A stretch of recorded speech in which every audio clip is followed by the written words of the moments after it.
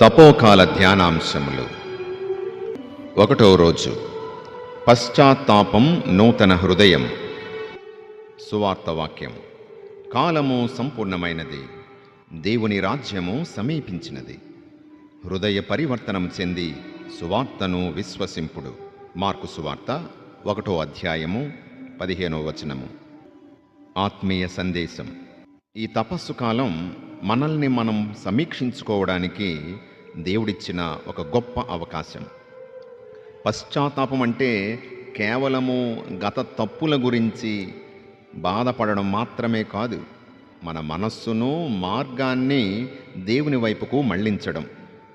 దేవుడు మన పాపాలను చూసే దేవుడు కాదు, మన పశ్చాత్తాపాన్ని చూసి కౌగలించుకునే కరుణగల తండ్రి. ఈరోజు మనలో ఉన్న అపవిత్ర ఆలోచనలను, భావాలను విడిచిపెట్టి దేవుని రాజ్య వారసులుగా మారుదాం. ప్రార్థన. పరలోకమందున్న మా తండ్రి, ఈ పరిశుద్ధ తపస్సు దినాలలో ప్రవేశించిన మాకు మీ కృపను తోడుగా ఉంచండి.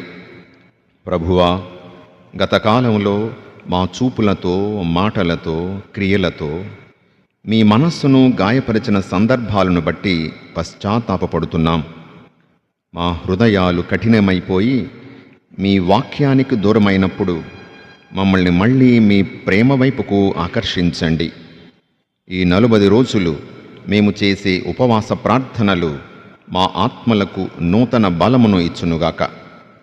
మీ కుమారుడైన యేసుక్రీస్తు పవిత్ర రక్తము ద్వారా మమ్మల్ని కడిగి పవిత్రమైన బలిగా నీ సన్నిధికి చేర్చుకోండి. మాకు నూతన మనస్సును, పరిశుద్ధమైన హృదయాన్ని ప్రసాదించండి. మా ప్రభువైన క్రీస్తు ద్వారా ఈ మనవి చేయుచున్నాము.